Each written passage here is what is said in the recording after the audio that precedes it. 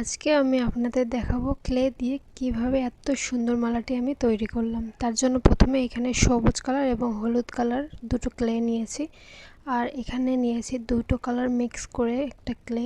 প্রথমে আমি সবুজ কালার ক্লে দিয়ে গোল গোল শেপ নিব, তারপর গোল গোল শেপ থেকে তারপর এখানে এই যে বড়ির মতো করব।